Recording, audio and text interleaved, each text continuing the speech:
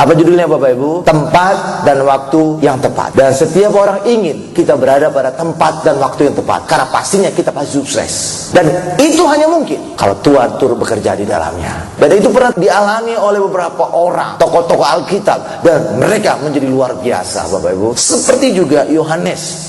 Dia bisa dikatakan, ibu ini anakmu, ya murid ini adalah ibumu. Jadi sungguh-sungguh Yesus menganggap Yohanes adalah saudara. Dan bagaimana bisa terjadi itu? Itu adalah di bawah kaki salib Yesus. Pada saat Yesus salibkan, dan di situ ada Yohanes, di situ ada ibunya, Maria Bapak Ibu, dan disitulah Yesus berkata demikian, ibu ini anakmu, murid ini ibumu. Dan kemudian Yohanes merawat Maria. Coba kita lihat ayatnya Bapak Ibu. Yohanes 19 ayat 26 sampai dengan 27. Ketika Yesus melihat ibunya dan muridnya yang dikasihinya di sampingnya. Siapa nih Bapak Ibu yang murid yang dikasihinya? Yohanes Rasul, ya.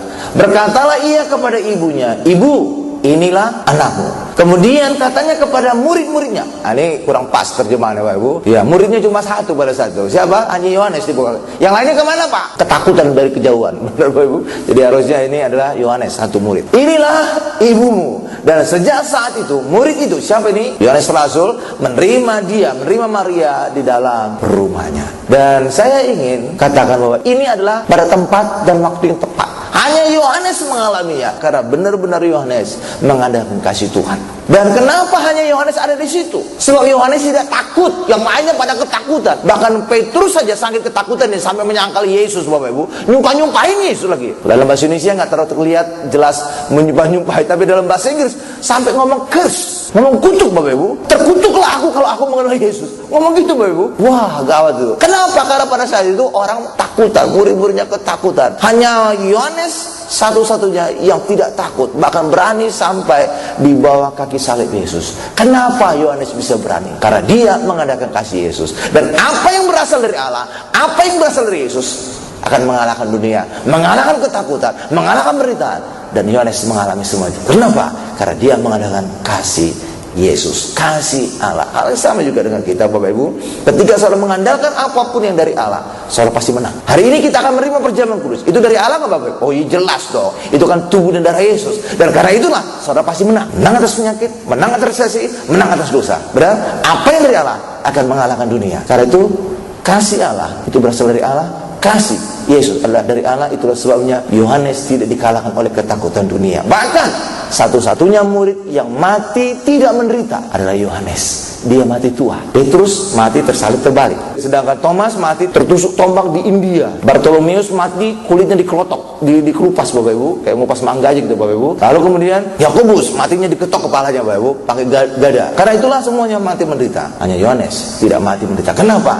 Karena dia mengandalkan kasih Yesus, mengandalkan yang daripada Allah, maka dia menang atas dunia. Amin Ibu. Setiap kita juga hari ini jangan andalkan kasih saudara kepada Allah, saudara pasti kalah ke dunia. Kalah atas ancaman, kalah atas penyakit, kalah atas resesi, kalah atas jodoh. Ya, karena jodoh juga banyak orang murtad Bapak Ibu. Karena itu setiap kita hari ini andalkan daripada Allah, andalkan kasihnya, andalkan kuasanya, andalkan tubuh dan darahnya, maka pasti setiap kita hari ini mengalami kemenangan dalam kehidupan. Amin. Sebab apa yang daripada Allah akan mengalahkan dunia. Amin. Jadi Yohanes pada tempat dan waktu yang tepat di bawah kaki salib Yesus. Siapa lagi yang mengalami hal demikian? Itu adalah Maria. Maria adalah satu-satunya orang yang sempat mengurapi Yesus sebelum kematiannya. Pada saat itu Maria datang mengurapi Yesus Bapak Ibu. Murid-muridnya protes. Waduh, ini minyak wangi mahal sekali. Kok dihambur-hamburkan? Itu lebih bagus jual dan uangnya untuk orang miskin. Itu ucapan Yudas, provokator ya Bapak Ibu. Bukannya dia peduli terhadap orang miskin, tetapi kalau dijual duitnya dia yang megang. Ada kesempatan korup. Nah, Maria adalah satu-satunya manusia yang pernah mengurapi Yesus.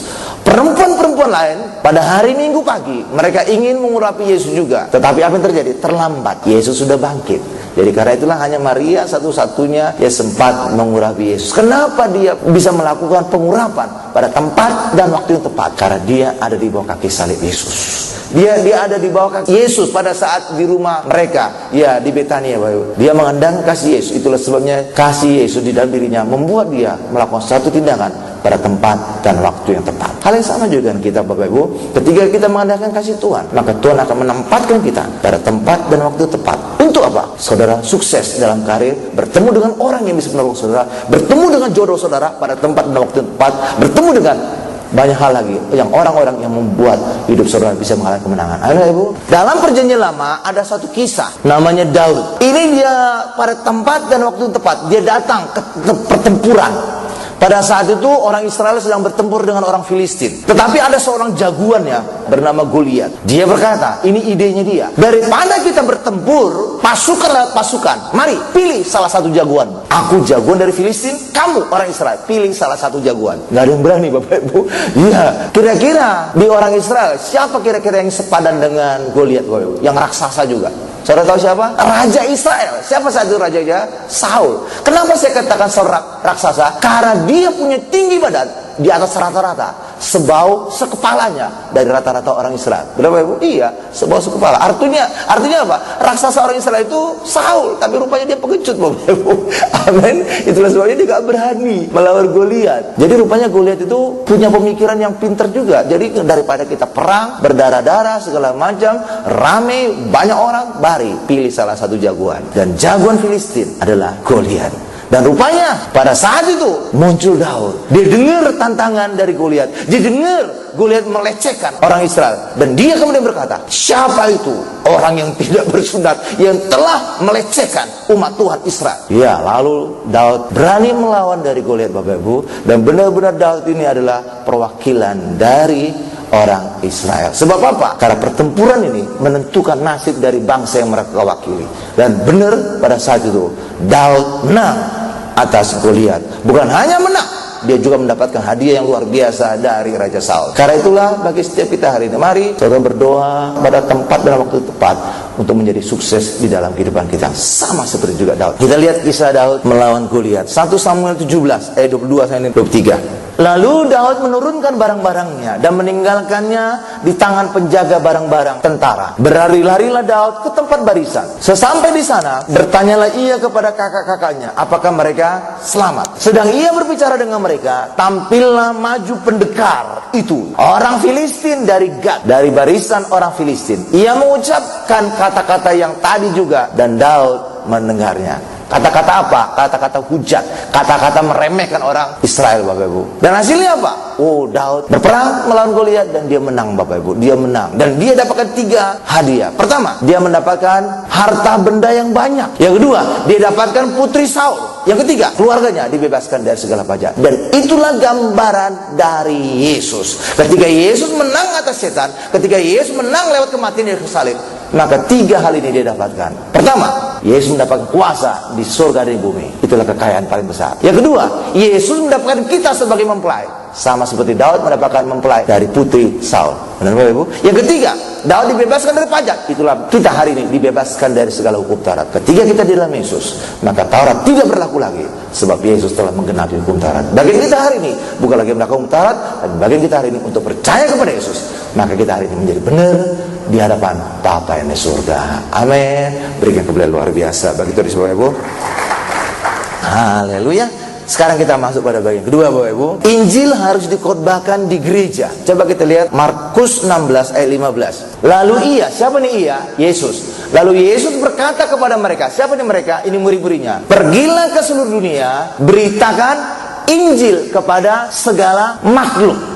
Dan ayat inilah Bapak Ibu yang diartikan sebagai amanat agung Tuhan Yesus. Kalau saudara berbicara tentang amanat agung, apa dalam pikiran kita biasanya terlintas? Ini Injil diberitakan kepada orang yang non-Kristen. Supaya apa? Supaya orang non-Kristen tahu Yesus, percaya Yesus, dan bertobat. Injil artinya apa Bapak Ibu? Kabar baik. Kenapa kabar baik Injil? Karena itu berita tentang Yesus. Berita tentang Yesus pasti berita tentang keselamatan. Berita tentang Yesus pasti berita tentang kesembuhan. Berita tentang Yesus adalah berita tentang berkat. Karena itulah berita Injil adalah berita tentang Yesus, berita tentang kabar baik. Dan Injil inilah yang disebarluaskan ke seluruh dunia Bapak Ibu. Tetapi kebanyakan orang Kristen berpikiran bahwa Injil ini bukan untuk orang Kristen, tapi untuk orang non-Kristen, supaya mereka mengenali Yesus. Ini adalah pemahaman yang salah Bapak Ibu. Justru sebenarnya orang Kristen yang lebih membutuhkan Injil dibandingkan orang sebelah sana. Ketika orang berfokus bahwa Injil hanya kepada orang non-Kristen, apa yang dikhotbahkan di mimbar gereja jadinya? Bukan lagi Injil, hukum Taurat. Taurat itu bukan berita kabar baik, itu kabar buruk. Sebab hukum Taurat memimpin kepada kematian. Hukum Taurat membuat orang terkutuk. Itulah sebabnya orang Kristen kadang-kadang menjadi heran, kenapa sih pada saat saya bertobat kayaknya talk chair doa tokcer. Nangis saja sudah dijawab Tuhan. Demikian juga usaha saya rasanya sukses berhasil. Tapi semakin lama hidup dalam gereja sebagai orang Kristen, kok semakin doa tidak pernah dijawab. Kok mujizat tidak terjadi lagi? Karena ketika kita semakin lama sebagai orang Kristen, bukan lagi berita Injil yang kita dengar, tapi berita hukum Taurat. Iya Bapak Ibu, hukum Taurat tidak ada mujizat, Injil ada mujizat. Itulah sebabnya kalau saudara lihat juga di buletin ini Bapak Ibu, orang-orang yang mengalami kabar baik, orang-orang yang mengalami mujizat, itu kebanyakan bukan orang Kristen sejak lahir, tapi kadang-kadang baru seminggu masuk gereja, kadang-kadang baru sebulan. Kenapa? Karena mereka mendengarkan kabar baik. Sedangkan orang Kristen, lahir Kristen, mereka bukan lagi mendengarkan Injil, tapi mendengarkan hukum Taurat. Taurat itu bukan kuasa. Taurat itu manusia yang mengerjakan. Taurat itu tidak ada mujizat. Itulah sebabnya bagi kita hari ini, kalau orang Kristen ingin mengalami mujizat, ingin mengalami kesembuhan ilahi, ingin mengalami berkat, ingin mengalami kemenangan hidupan, jangan lagi dengar Taurat, tapi hari ini dengar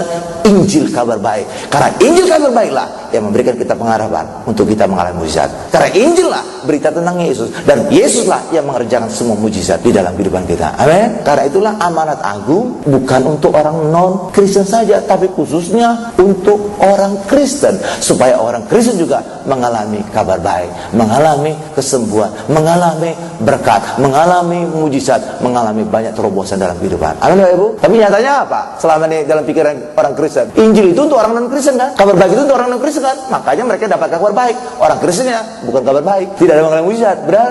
Karena itulah mari hari ini sadari bahwa Injil bukan hanya untuk non-Kristen, tapi terutama harus diberitakan bagi orang Kristen, harus dikhotbahkan di mimbar gereja, harus dikhotbahkan setiap saat, supaya orang Kristen hari ini mengalami kabar baik dari Yesus, mengalami berkat, mengalami kesembuhan, mengalami mujizat, mengalami banyak kemenangan dalam kehidupan. Amin Bapak Ibu. Sama juga seperti orang Yahudi, mereka sebenarnya lebih dulu tahu tentang firman. Bahkan Yesus lahir sebagai orang Yahudi, tapi karena mereka hidup dalam hukum Taurat, walaupun jelas-jelas Yesus lahir sebagai orang Yahudi, mereka tidak mengalami keselamatan. Justru mereka menolak Yesus. Benar Bapak Ibu? Kita yang Yesus bukan lahir sebagai orang Indonesia, justru mengalami mujizat Tuhan. Benar?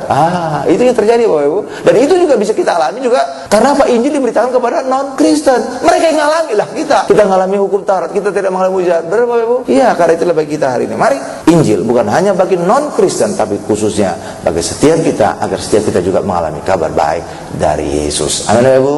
Karena itu juga orang Kristen datang ke gereja bukan ingin tahu apa yang harus dilakukan, bukan ingin tahu apa yang harus tidak dilakukan. Kalau hanya berbicara, kalau di gereja, datang ke gereja, saudara datang ke gereja ingin tahu apa yang harus saudara lakukan, tetangga sebelah juga mengkhotbahkan hal yang sama. Coba saudara dengar hari Jumat, pasti saudara bisa dengar. Kenapa? Speakernya aja ada 4 penjuru angin, Bapak Ibu ya. Pasti saudara dengar itu. Mereka juga mengajarkan tentang berbuat baik, mereka mengajarkan juga segala macam. Apa yang harus mereka lakukan, apa yang tidak boleh mereka lakukan, apa yang mereka harus jauh. Lalu kalau demikian, apa bedanya dengan orang Kristen dong? Karena itulah orang datang ke gereja bukan ingin tahu apa yang harus saudara lakukan, tapi ingin tahu apa yang Yesus telah lakukan bagi kita. Yesus telah mengerjakan keselamatan, itu kita perlu tahu supaya kita dapatkan keselamatan. Yesus telah mengerjakan kesembuhan oleh bilurnya, itu kita tahu, maka kita disembuhkan. Yesus telah mengerjakan berkat kita, itu kita tahu, maka kita dapatkan berkat itu. Jadi bukan apa yang saudara harus kerjakan, tapi apa yang Yesus telah kerjakan bagi kita, agar setiap kita hari ini mendapatkan karya salib Yesus di dalam kehidupan kita. Amin Bapak Ibu. Itulah orang Kristen. Haleluya. Jadi bukan berbicara tentang apa yang harus saudara lakukan, tapi berbicara tentang apa yang Yesus telah lakukan bagi setiap kita. Amin ya Ibu. Dan memang itulah kekristenan, karena Yesus juga berkata apa? Barang siapa yang ingin mengikut aku, ia harus menyangkal dirinya dan harus memikul salibnya. Maksudnya apa menyangkal diri? Tidak lagi bicara tentang diri saudara, tidak lagi berbicara tentang perbuatan saudara, tapi kekristenan adalah berbicara tentang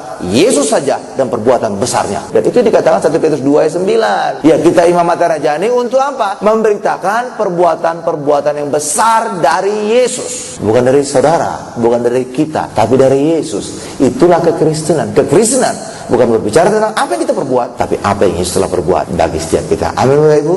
Iya, kalau berbicara tentang apa yang kita perbuat, tetangga sebelah juga khotbahin tentang itu Bapak Ibu. Iya, tetangga sebelah juga khotbahin tentang itu Bapak Ibu. Hari ini kekristenan adalah berbicara tentang apa yang Yesus telah perbuat, dan itulah yang membawa kemenangan bagi setiap kita. Amin. Coba kita lihat ayatnya, bahwa kita mengikuti Yesus harus menyangkal diri. Lukas 9 ayat 23. Katanya, itu siapa? Tuhan Yesus. Kata Tuhan Yesus kepada mereka semua, setiap orang yang mau mengikut aku, ia harus menyangkal dirinya, memikul salibnya. Salibnya, nya itu huruf kecil atau huruf besar? Kecil.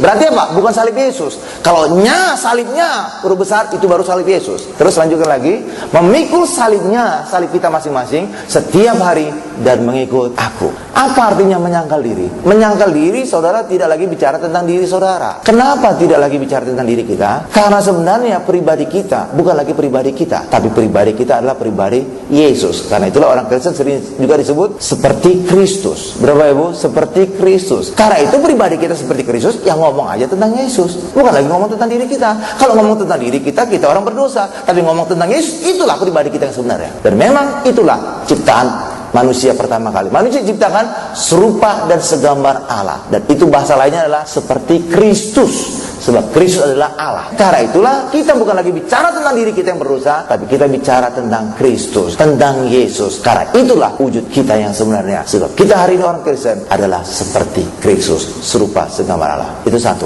Jadi saudara bukan lagi ngomong tentang diri saudara. Yang kedua, menyangkal diri itu bicara bukan lagi tentang apa yang saudara perbuat, tapi apa yang Yesus telah perbuat. Ya, apa yang Yesus telah perbuat? Semua terangkum pada salib ini. Di salib inilah Yesus mengerjakan keselamatan. Di salib inilah Yesus mengerjakan kesembuhan. Di salib inilah Yesus mengerjakan berkat. Di salib inilah mengerjakan bebas dari kutuk. Di salib inilah Yesus mengerjakan kita ditebus dari dosa. Karena itu bicara tentang perbuatan Yesus, supaya hari ini kita selamat, supaya hari ini kita disembuhkan, supaya kita hari ini diberkati, supaya kita hari ini lepas dari segala keterikatan, bebas dari kutuk, bebas dari dosa. Kenapa ibu? Lewat kita bicara tentang Yesus, karena perbuatan salibnya, karya besarnya, perbuatan besarnya, disitulah kemenangan bisa kita alami dalam kehidupan. Amin.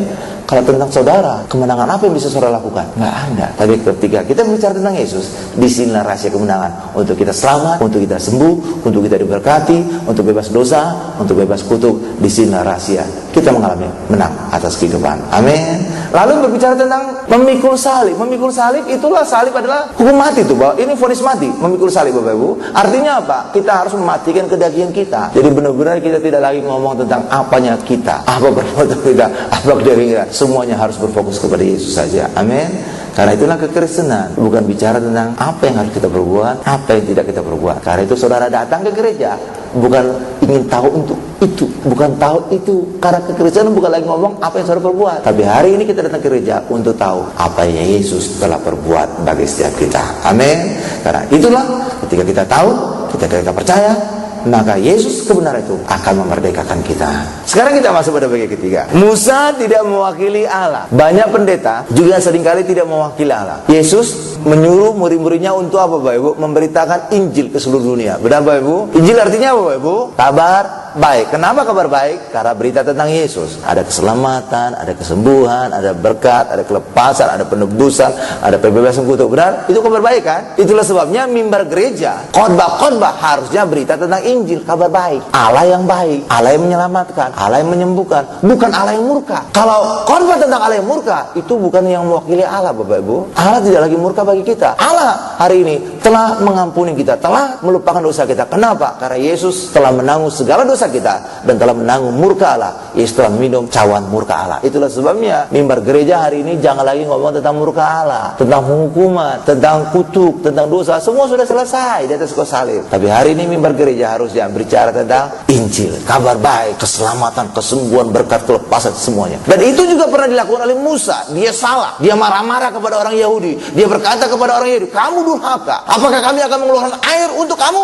Coba kita lihat ayatnya. Bilangan 20 ayat 10 sampai 11. Ketika Musa dan Harun telah mengumpulkan jemaat itu di depan bukit batu itu, berkatalah ia kepada mereka, dengarkanlah kepadaku, hai orang-orang durhaka. Jadi orang Yahudi dianggap durhaka oleh Musa dan Harun. Jadi ini marah-marah ini, Bapak Ibu. Lanjutkan lagi. Apakah kami harus mengeluarkan air bagimu dari bukit batu ini? Ayat 11. Sesudah itu Musa mengangkat tangannya, lalu apa, Bapak Ibu? Memukul bukit batu itu dengan tongkatnya 2 kali. Maka keluarlah banyak air sehingga umat itu dan ternak mereka dapat minum. Ada 2 hal yang dikerjakan oleh Musa. Pertama, dia ngomel, memaki orang Yahudi durhaka. Yang kedua, Musa memukul bukit batu. Dan kedua-duanya ini adalah kesalahan Musa. Pertama, Musa marah-marah. Itu seakan-akan Allah marah kepada orang Yahudi. Orang Yahudi melihat Musa itu sama dengan mereka melihat kepada Allah. Ketika Musa marah, itu sama dengan Musa mewakili Allah yang sedang marah. Padahal Allah tidak murka kepada orang Yahudi. Itulah sebabnya Musa melakukan salah. Dia mewakili secara salah Allah. Allah bukan lagi murka, tapi Allah mengasihi umat Israel. Amin ya Ibu? Itu satu. Yang kedua, kesalahan kedua oleh Musa. Dia harusnya bicara kepada bukit batu, "Hai bukit batu, keluarkan airmu." Tapi rupanya dia lagi mana, lagi jengkel, lagi bete Bapak Ibu kepada orang Yahudi. Sehingga apa? Bukannya dia ngomong, tapi dia gebuk itu bukit batu, keluar air.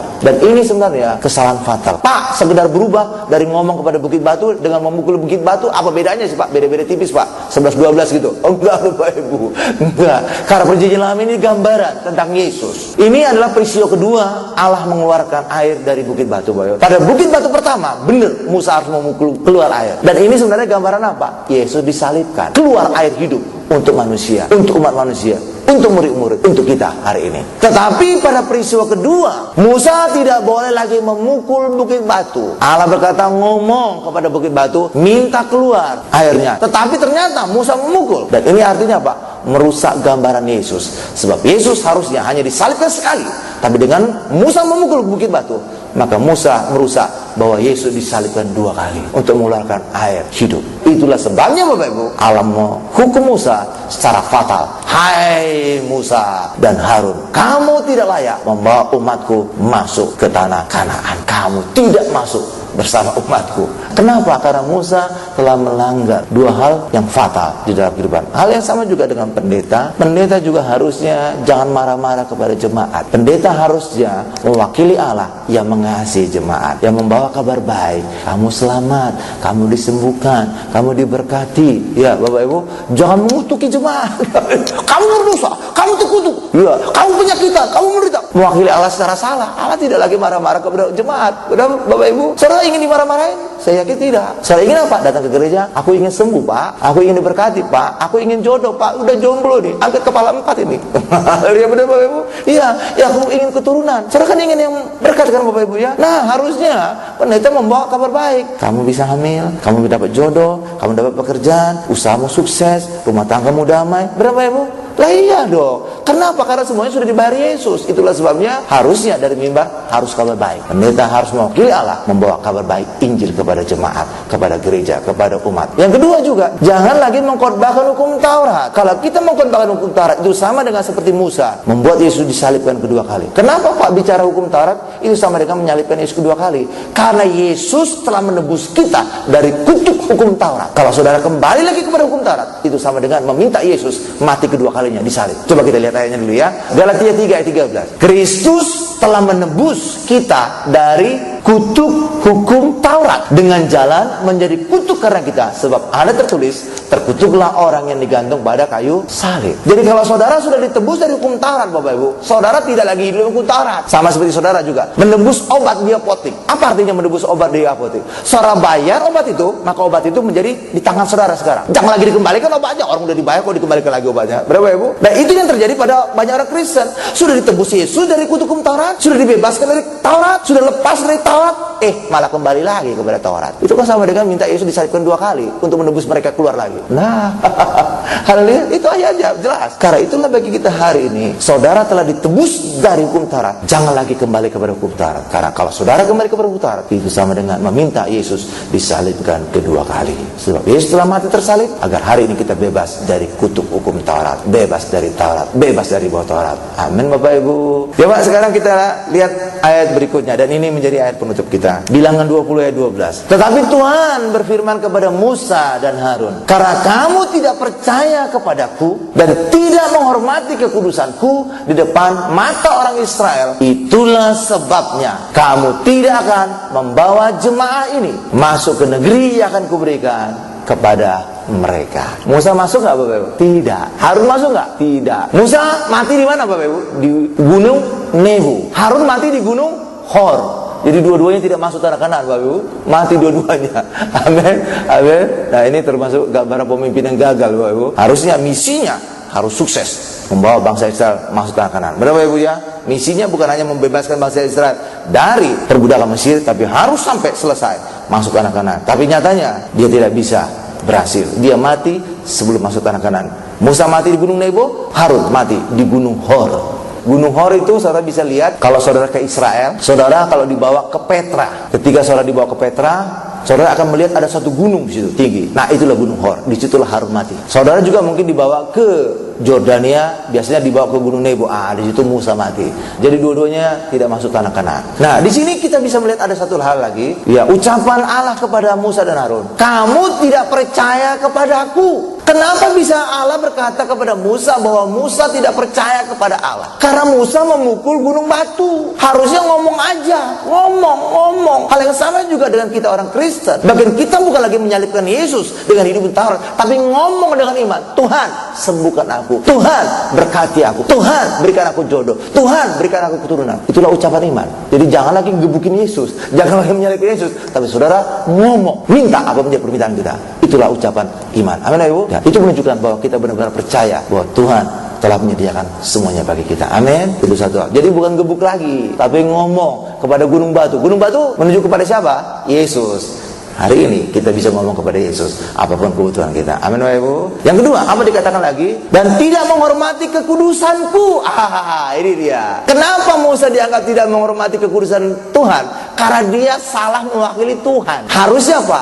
Tuhan mengasihi orang Yahudi, harusnya Musa jangan marah-marah. Tapi Musa harusnya menjadi berkat. Amin. Nyatanya malah mengutuki orang Yahudi. Kamu durhaka. Bagi kita juga hari ini, mari dari mimbar juga jangan ada amarah-amarah. Jangan ada seakan-akan Tuhan itu masih murka kepada kita. Setiap kita hari ini bukan lagi mengalami murka Allah, tapi setiap kita hari ini mengalami kesembuhan, mengalami berkat, mengalami kelepasan, mengalami kebaikan Tuhan lewat Injil, dan disitulah kita bisa tahu Tuhan itu baik kepada kita. Amin Bapak Ibu. Berikan kemuliaan paling dahsyat, luar biasa, paling lama bagi Tuhan Yesus. Kita tundukkan kepala kita.